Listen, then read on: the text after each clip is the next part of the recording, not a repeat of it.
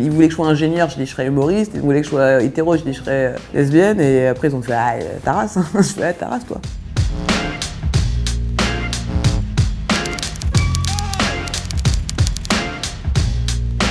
Je suis née femme, mais qu'on m'appelle beaucoup monsieur. Et moi-même, je me pose des questions sur mon genre, je sais pas trop. Parce que ça m'a jamais fait chier en fait qu'on me dise monsieur. Des fois, quand j'étais jeune, on me disait beau gosse, j'étais là, ouais, j'avoue. Ça me faisait plaisir, tu vois. Et ça m'a jamais fait chier qu'on me dise madame en fait. Donc je me suis dit, ok, j'ai un truc là, je tiens quelque chose qui est en moi depuis toujours, mais que ça y est, je commence à exprimer, qui est de l'ordre de je suis bigenré. Je pense que vraiment, il y a tellement plus de genres que ce qu'on connaît nous dans ce monde binaire, et du coup, faut tout casser, tout recommencer. Moi, j'ai toujours su que j'aimais les filles, puis que j'ai l'âge de comprendre que j'aime les filles à 5 ans, maternelle, je me rappelle au bac à sable, vous voyez, Manon était trop belle, tu vois. On avait le même âge, c'est important de préciser, hein. Et en fait, ça a toujours été là. J'ai pas fait de coming out. Les gens l'ont fait pour moi. J'ai compris très vite que la société était pas prête. Et j'ai eu ma première copine à 17 ans. Et en fait, effectivement, j'étais pas prête au vis-à-vis des parents parce que eux n'étaient pas prêts. Mais quand tu sais que t'es face à des gens qui ne sont pas du tout d'accord avec ce principe de base, faut être malin. La chance que j'ai eue avec mon père, c'est qu'il m'a beaucoup éduquée pour que je sois très indépendante dans ma façon de penser. Et donc, quand j'ai compris qu'il avait une réticence avec ça, je lui ai dit bah, à bientôt, au revoir, je vais partir.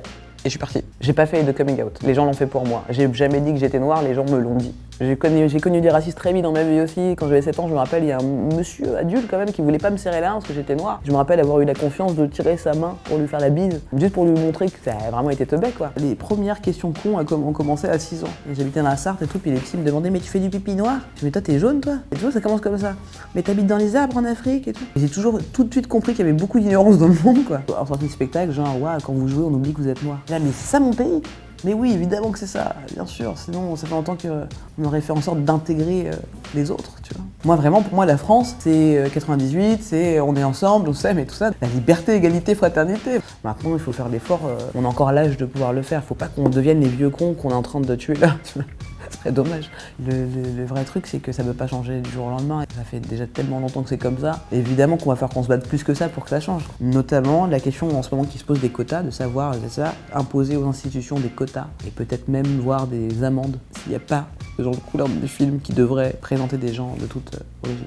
Je dis pas que tous les films doivent être métissés.